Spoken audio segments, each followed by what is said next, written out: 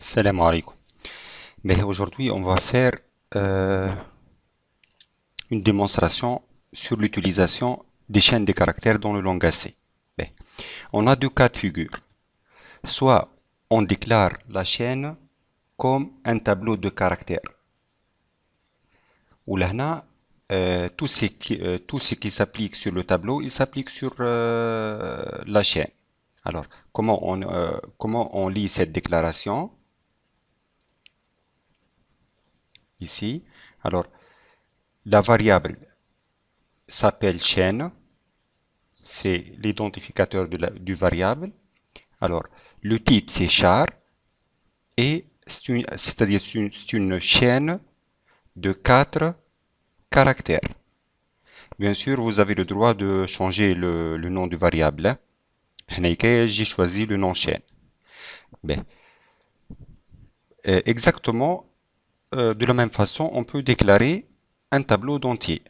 Int chaîne, par exemple, de 5. Qu'est-ce que ça veut dire ça? Maintenant, chaîne, c'est une variable qui contient 5 cases d'entiers. Et chaque case doit contenir un entier. D'accord? Ben, aujourd'hui, juste, on va voir les chaînes de caractères. Ça, c'est un cas de figure. Le deuxième cas de figure, et ici, on a, juste, je veux signaler un point. Ici, on a la variable chaîne, sa taille est limitée en 4 cases. C'est-à-dire, on ne peut pas, lors du traitement, ou bien lorsqu'on travaille sur la variable chaîne, on ne peut pas augmenter la taille de la variable en cours d'exécution du programme. C'est fixé dès le début en 4 cases. D'accord? Alors, lorsque je fais char chaîne de 4, dans la mémoire, le système d'exploitation il va réserver 4 cases qui représente la variable chaîne. C'est-à-dire, dans ce cas, la variable chaîne, elle est représentée par ces 4 cases seulement. D'accord? Alors, les indices dans le langage C, on commence par l'indice 0. C'est-à-dire, lorsque je dis, comme ici, lorsque je dis chaîne de 0, c'est cette case. D'accord? Chaîne de 0 égale à T. Alors, chaîne de 1 égale à E. Chaîne de 2 égale à S. Chaîne de 3 égale à T. D'accord? C'est simple de travailler avec les chaînes de cette façon. Mais l'inconvénient, comme je l'ai dit, c'est la taille. La taille, elle est déjà fixée euh, au début du programme et on ne peut pas modifier la taille en cours d'exécution ou bien en cours de codage. D'accord? Alors, le deuxième cas de figure, c'est un cas plus intéressant. Ici, c'est la deuxième déclaration. Char étoile. Étoile ici pour dire que la variable ch, c'est un pointeur sur un ensemble de caractères. Le nombre n'est pas fixé ici. D'accord? ch, elle peut pointer sur deux caractères, un seul, 1000 caractères. D'accord? Alors, ici, en cours d'exécution, dans le premier cas, en cours d'exécution, je peux écrire par exemple chaîne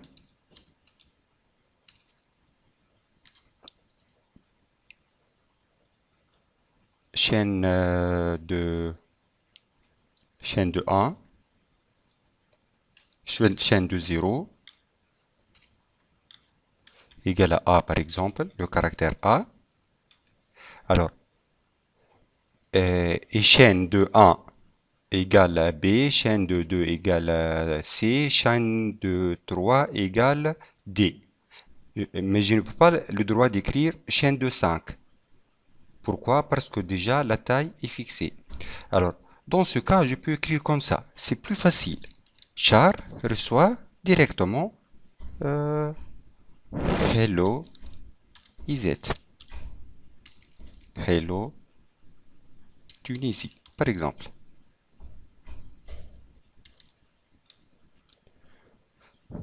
Vous avez vu ici l'affectation, c'est plus facile. Ici, on fait l'affectation case par case. Et ici, on peut affecter, euh, en une seule instruction toute une chaîne dont la taille est variable, dont, je suis désolé, ici c'est chaîne, c'est CH. Alors, dont la variable CH. Mais pour accéder au contenu des chaînes, dans ce cas de figure, est plus facile. Ici, on écrit justement chaîne de 0 pour accéder au contenu de première case. Mais ici, on écrit de cette façon. Dans le deuxième cas, on écrit étoile, entre parenthèses, CH plus 0. Alors, CH ici, elle pointe seulement sur le premier caractère. Mais elle ne pointe pas sur les autres. Il faut noter bien sûr que les caractères sont contigus dans la mémoire, c'est-à-dire sont collés dans la mémoire. Alors pour accéder au deuxième caractère, il faut écrire étoile CH plus 1 pour accéder au caractère suivant.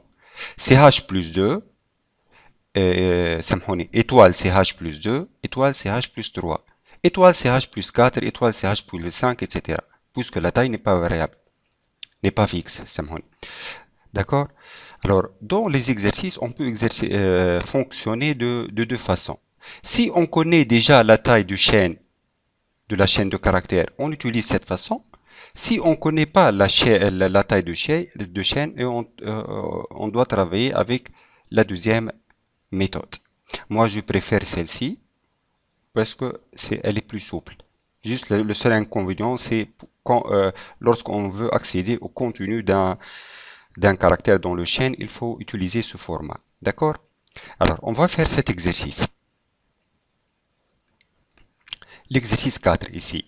Alors, écrire une fonction affichaine qui contient char étoile, chaîne, c'est-à-dire on va travailler maintenant dans le deuxième cas, dans le cas ici.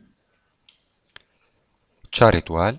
L'exercice, il nous a obligé d'utiliser ce format, d'accord? Qui prend en paramètre une chaîne de caractères, ici qui s'appelle chaîne dans cet exercice, et affiche en insérant un espace entre chacun des caractères. Elle va afficher, c'est-à-dire le contenu de la chaîne, mais après chaque caractère, on va ajouter un espace. Alors, on va faire ça ensemble. Je vais créer un nouveau projet, console application, go, next. C'est un programme C. Alors, affiche chaîne. Alors, je vais copier ce nom. Alors, suivant, finish. Alors, ici, j'ai un programme vierge. Ben, puisque je vais utiliser les chaînes, on va inclure le string.h.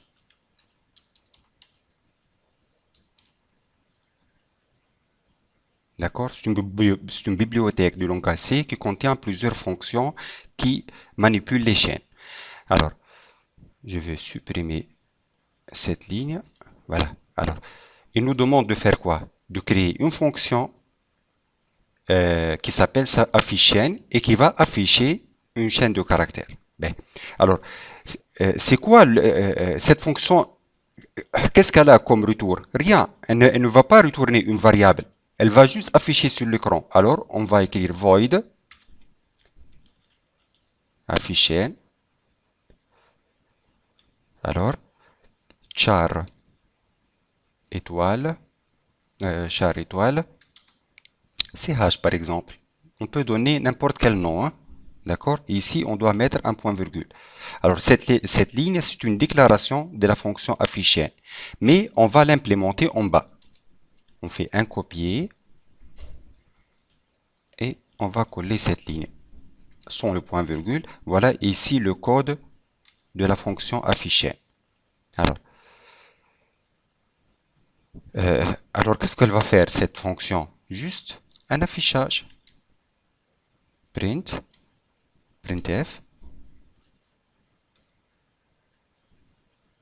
Alors, qu'est-ce qu'on va afficher? On va afficher un ensemble de caractères. Alors, on fait %C et on fait l'espace qui fait l'objet de notre exercice. Notre exercice nous demande de faire quoi?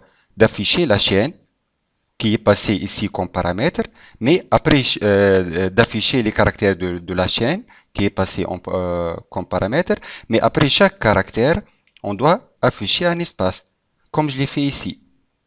D'accord? Voilà, virgule. Ici, on fait la même chose que dans ce schéma, étoile, ch plus... Ah voilà, il faut faire bien sûr une boucle. Alors, for i, le boucle, pourquoi? Pour parcourir la chaîne caractère par caractère. I égale à 0, on commence par 0, jusqu'à i, elle atteint la longueur de la chaîne. Alors, strlen, strlen de ch. Et bien sûr, le i++ pour incrémenter le compteur.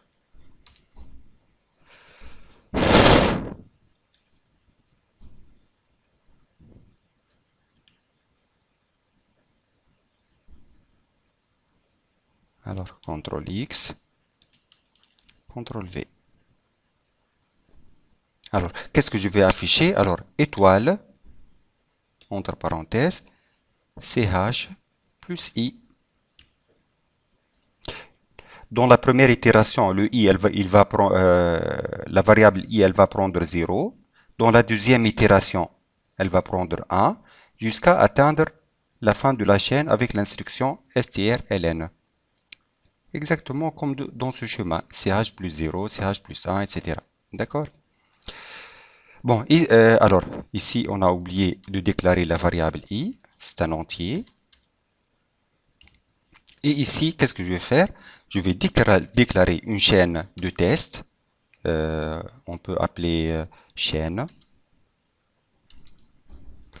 Bien sûr, vous avez le droit de choisir le nom de la variable que vous voulez. Et elle va recevoir le mot test. Vous avez vu la flexibilité de sa déclaration. Je peux donner la chaîne directement. Point virgule. Et ici, je fais appeler la fonction que j'ai créée. Bien sûr, il faut l'appeler dans le programme principal. Et je vais lui passer comme paramètre la variable chaîne qui contient test. Alors, que fait le programme principal? Rien que d'appeler la fonction afficher. Il va lui passer comme paramètre la variable chaîne qui contient test. Qu'est-ce qu'elle va faire alors la fonction? Elle va parcourir la chaîne caractère par caractère et elle va afficher chaque caractère suivi par espace, comme demandé dans l'exercice exactement. Alors je vais compiler le programme. Alors, expected point virgule, ici on a un point virgule manquant. Voilà notre programme. Alors, lorsque j'exécute, j'aurai normalement l'affichage suivant. Je dois avoir l'affichage suivant. T, espace, E, espace, S, espace, T. Normalement, j'aurai cet affichage. J'exécute le programme et voilà, comme vous voyez en haut ici, T, espace E, espace S, espace T. D'accord? C'est simple comme programme. Entre parenthèses, plus que for, ici, elle a une seule instruction, je peux éliminer les crochets. Hein. Voilà, je peux faire comme ça.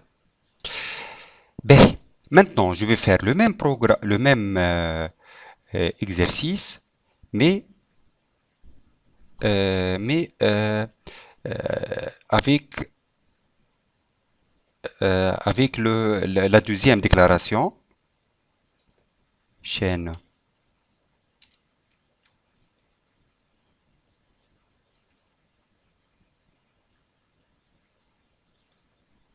de 4 caractères.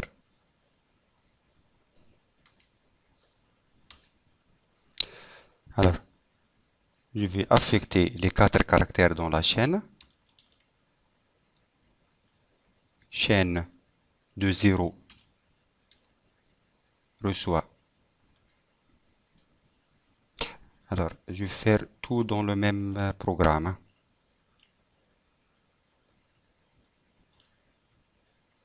Juste pour simplifier les choses. Alors, chaîne de 0 reçoit T, le caractère T, point virgule. Je vais copier cette ligne et je vais la répéter 4 fois. Alors, chaîne de 1, ici chaîne de 2 et chaîne de 3. Ici le caractère E, ici le caractère S, test. Voilà. Alors, j'ai affecté dans chaque case de la variable chaîne qui représente un tableau de caractères. Dans chaque case, j'ai mis un caractère. Alors, je vais parcourir le tableau maintenant, dont la longueur, elle est fixe, elle est connue déjà, qui est... Alors, les indices, je ne peux pas écrire 4 ici, malgré que le longueur de la chaîne 4. Pourquoi? Parce qu'on commence de 0. Lorsqu'on commence de 0, il faut arriver à 3, comme ici. D'accord? 4 cases, c'est vrai, mais les indices de 0, ils partent de 0 à 3. Alors, de 0 à 3, il plus. Ici, l'accès, on va afficher maintenant CH de I. Avec un espace, bien sûr. Alors, j'exécute le programme. Une erreur, une erreur, une erreur. J'ai un espace. Alors, I indéclaré 1. OK. OK, OK. Il a raison, on n'a pas déclaré la variable I.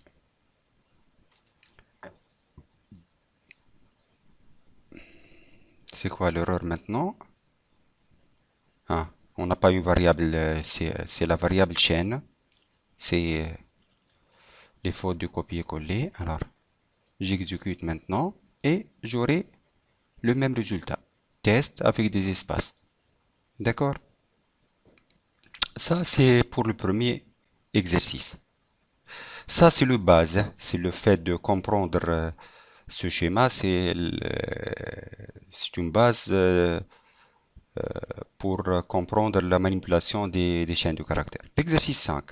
Écrire une fonction voyelle qui accepte char étoile aussi chaîne, qui permet de retourner le nombre de voyelles dans une chaîne. D'accord, c'est simple. Ah, c'est une fonction, hein. Voilà, c'est une fonction. Alors, juste pour m'assurer, une fonction, voilà. Alors, cette fonction, elle ne retourne que rien. On va faire un autre exemple avec... on va rendre la fonction, elle peut rendre un entier dans son nom. Alors, void quoi? Voyelle. Elle accepte pour le moment char étoile ch. Point virgule. Ça, c'est une déclaration. Void pour dire rien. Elle ne retourne, cette fonction, elle ne retourne rien dans son nom. Alors, maintenant, on va implémenter la fonction int i, point virgule. Alors, je dois toujours parcourir. Alors, je vais copier celle-là. Alors, CTRL V. For i de 0, i inférieur ou égal strln. C'est cette fonction qui va déterminer la longueur de ch. Ici, lorsqu'on travaille avec le char étoile, on n'a pas la longueur de chaîne. Alors, on a besoin d'une fonction qui détermine la longueur de chaîne. D'accord? Et dans ce cas de déclaration, je connais, c'est moi qui ai écrit la longueur de chaîne. Alors, dans la boucle for, je peux l'écrire aussi, puisque je connais la longueur.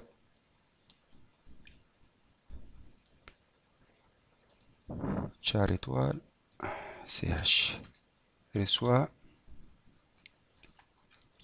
alors, A, S, E, G, T, Y.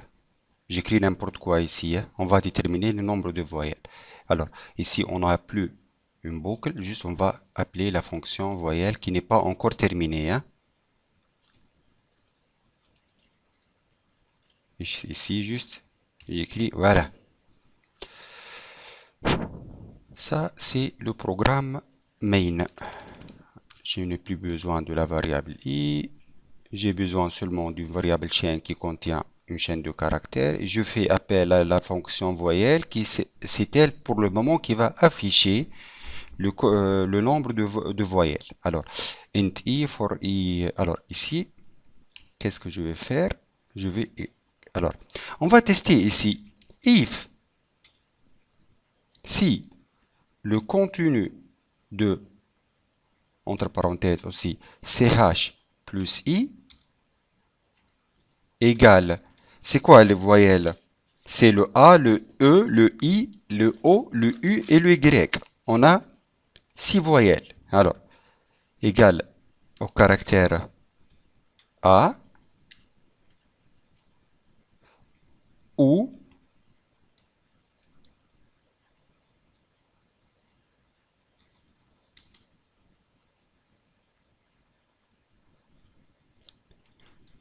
alors, juste pour être sûr, or, langage,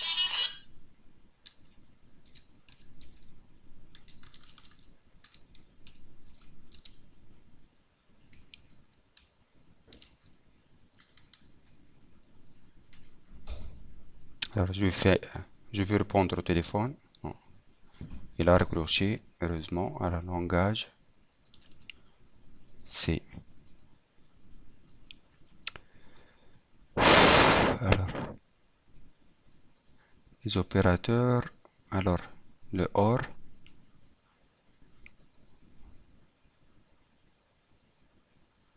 voilà, 2 barres pour le OU logique. Ok, c'est correct. Alors, OR, je veux répéter, alors, avec celle-là, je vais répéter cette condition 6 fois. 1, 2, 3, 4, 5 et 6. Bon. Si le caractère égale à A, ou E, ou I, ou O, ou bien U, ou bien Y. Ça, c'est ma condition.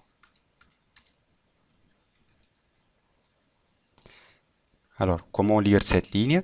Si le caractère courant, puisqu'on va parcourir caractère par caractère, si le caractère courant égale à A, O, U, O, I, c'est-à-dire une voyelle, qu'est-ce qu'on va faire? On va incrémenter une variable mbr voyelle plus plus qu'on n'a pas déjà déclaré, on doit la déclarer tout d'abord dans la fonction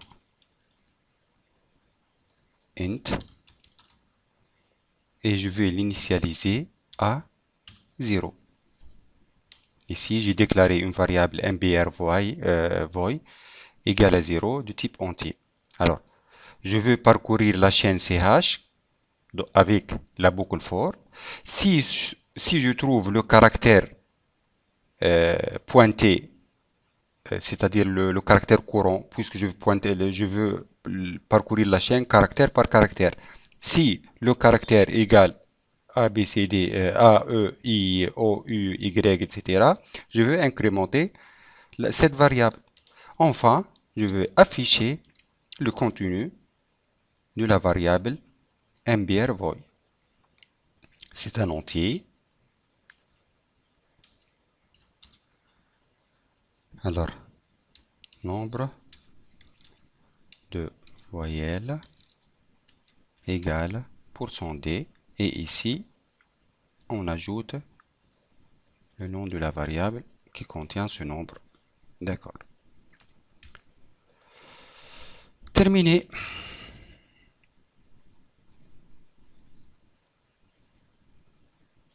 Alors, on compile.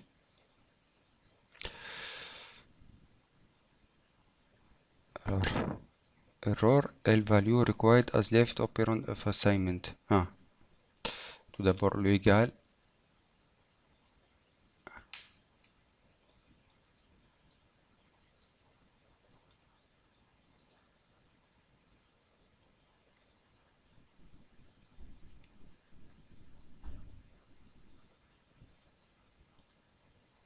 Voilà.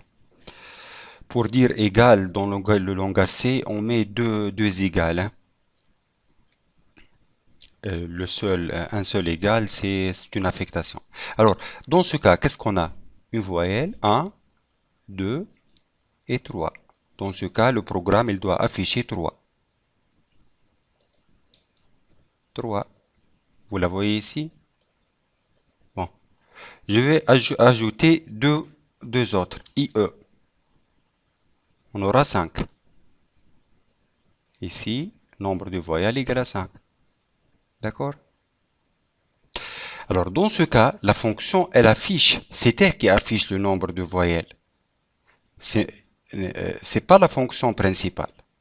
Alors, je vais modifier ce programme pour que la fonction voyelle, elle retourne le nombre de voyelles, mais c'est pas elle qui l'affiche, c'est le programme principal. Alors, qu'est-ce qu'elle va retourner? Un entier.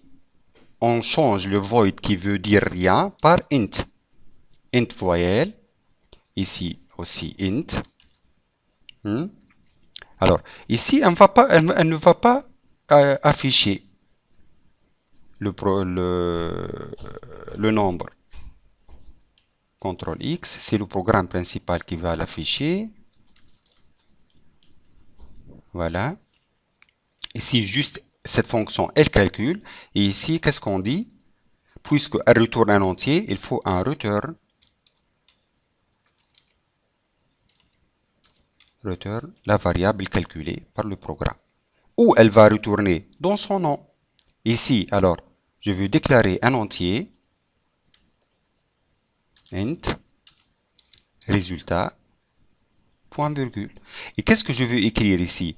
Résultat reçoit voyelle de chaîne. Alors, la fonction voyelle, elle reçoit chaîne comme paramètre, elle va calculer le nombre de voyelles et elle va retourner le résultat calculé ou dans son nom. Alors, résultat reçoit, on écrit comme ça. D'accord? Et qu'est-ce qu'on va afficher ici? La variable résultat. On teste notre programme. On aura le 5. On ajoute ici, par exemple, le O et le U pour avoir 7. On exécute et on a 7 voyelles. D'accord? J'espère que c'était clair et merci pour votre attention.